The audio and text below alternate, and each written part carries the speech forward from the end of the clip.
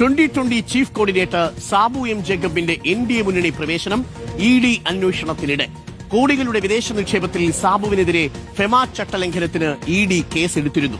ചോദ്യം ചെയ്യലിന് നേരിട്ട് ഹാജരാകാൻ ആവശ്യപ്പെട്ട് 3 തവണ നോട്ടീസ് നൽകിയെങ്കിലും ഹാജരായില്ല. മുഴുവൻ രേഖകളും ഹാജരാക്കിയതുമില്ല. ചാർട്ടേഡ് അക്കൌണ്ടന്റാണ് 3 തവണയും സാബുവിനായി ഹാജരായത്. കേസിൽ ഇഡിയുടെ നടപടി കടുപ്പിക്കുന്നതിനിടെയാണ് 2020യുടെ എൻഡിഎ പ്രവേശനം. എസ് ശരണും ടി വി പ്രസാദും ചേരുന്നുണ്ട്. Very good morning Sharan. Very good morning T V Prasad. വളരെ പ്രധാനപ്പെട്ട ഒരു വാർത്തയാണ് നമ്മൾ ഇന്ന് പ്രേക്ഷകരിലേക്ക് എത്തിക്കുന്നത്. വളരെ പെട്ടെന്ന് നാടകീയമായി 2020യുടെ എൻഡിഎ പ്രവേശനം നമ്മളെ അത്ഭുതപ്പെടുത്തിയിരുന്നു.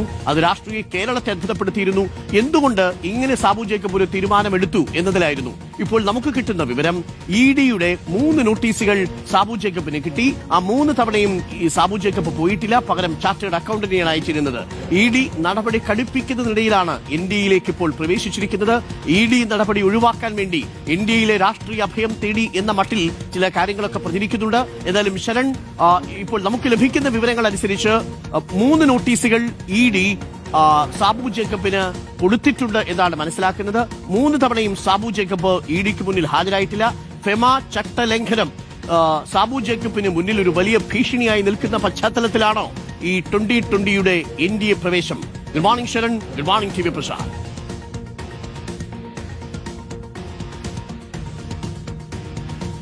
Very good morning Arunkumar. എന്തായാലും അത്തരത്തിലൊരു നിഗമനത്തിലേക്ക് തന്നെ നമുക്ക് എത്തിച്ചേരേണ്ടി വരും. സമീപകാലത്ത് ഏറ്റവും വലിയ ചർച്ചകൾ നിറഞ്ഞ ഒരു കാര്യം കൂടിയാണ് 2020യുടെ എൻഡിഎ പ്രവേശനം. അതിന് കാരണമായിട്ട് 2020 ചീഫ് കോർഡിനേറ്ററായ സാബു എം ജേക്കബ് പറഞ്ഞിരുന്നത് ബിജെപിയുടെ വികസിത രാഷ്ട്രീയം അതാണ് തന്നെ അത് അനുകൂലിക്കുകയാണ്. അതിന്റെ ഭാഗമായിട്ടാണ് താൻ എൻഡിഎയിലേക്ക് എത്തിയെന്നുള്ളതാണ്. ഒപ്പം തന്നെ എൽഡിഎഫും യുഡിഎഫും തന്നെ ഒറ്റതിരിഞ്ഞ് ആക്രമിക്കുകയാണെന്നുള്ള ആരോപണമാണ് അദ്ദേഹം എൻഡിഎയിൽ ചേർന്നതിന് പിന്നാലെ പറയുകയും ചെയ്തിരുന്നത്. എന്നാൽ അത് തന്നെയാണോ കാരണമെന്നുള്ള വലിയ സംശയമാണ് ഇപ്പോൾ ഇഡി അന്വേഷണത്തിലൂടെ നമുക്ക് മനസ്സിലാക്കാൻ കഴിയുന്നത്. എൻഫോഴ്സ്മെന്റ് ഡയറക്ടറേറ്റിനെ സംബന്ധിച്ച് അവർക്ക് നേരത്തെ ഇത് സംബന്ധിച്ചൊരു സുപ്രധാനമായിട്ടുള്ള വിവരം ലഭിച്ചിരുന്നു. അതായത് ഈ സാബു എം ജേക്കബ് നേതൃത്വം നൽകുന്ന കിറ്റെക്സ് ഗ്രൂപ്പ് വിദേശത്ത് കോടികളുടെ നിക്ഷേപം നടത്തിയിരുന്നു. അപ്പോൾ അതുമായി ബന്ധപ്പെട്ട ചട്ടലംഘനം നടന്നിട്ടുണ്ട് എന്നുള്ള വിവരമാണ് ഇഡിക്ക് ലഭിച്ചിരുന്നത്. അതിന്റെ അടിസ്ഥാനത്തിൽ അവർ നേരത്തെ ഒരു ഫെമ കേസ് രജിസ്റ്റർ ചെയ്തിരുന്നത്. അങ്ങനെ കേസ് രജിസ്റ്റർ ചെയ്തത് നേരത്തെയാണെങ്കിൽ പോലും കഴിഞ്ഞ വർഷമാണ് അത് സംബന്ധിച്ചുള്ള നടപടികൾ അവർ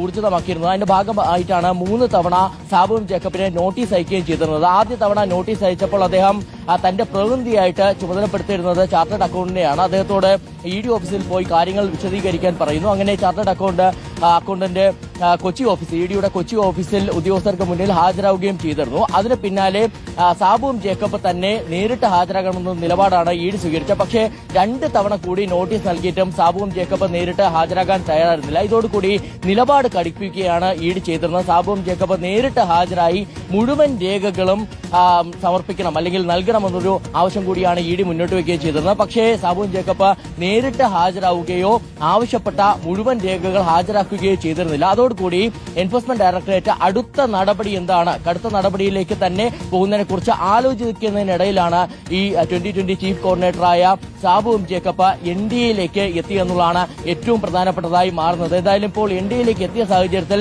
നമുക്ക് സ്വാഭാവികമായിട്ട് അറിയാം, മുൻപ് നമ്മൾ പല തവണ കണ്ടിരുന്നതാണ് ഇത്തരത്തിലുള്ള രാഷ്ട്രീയ നേതാക്കളുടെയൊക്കെ ചുവടുമാറ്റമൊക്കെ തന്നെ നമ്മൾ കണ്ടിരുന്നതാണ്. അപ്പോൾ സ്വാഭാവികമായിട്ടും ഈ 2020ക്ക് നേതൃത്വം നൽകുന്ന സാബു എം ജേക്കബ് എൻഡിഎയിലേക്ക് എത്തിയതിലൂടെ ഇനി കേസിന്റെ ഭാവി എന്താവുന്നുള്ളതും കാത്തിരുന്ന് കാണേണ്ടിയിരിക്കുന്നു. ഇതുവരെ കടുത്ത നടപടികളിലേക്ക് പോകാനായിരുന്നു ഇഡിയുടെ ആലോചന എന്നുണ്ടെങ്കിൽ ഇനി ഈ കേസ് തേഞ്ഞ് മാഞ്ഞു പോകുമോ എന്നുള്ളതാണ് നമുക്ക് അറിയേണ്ടത്.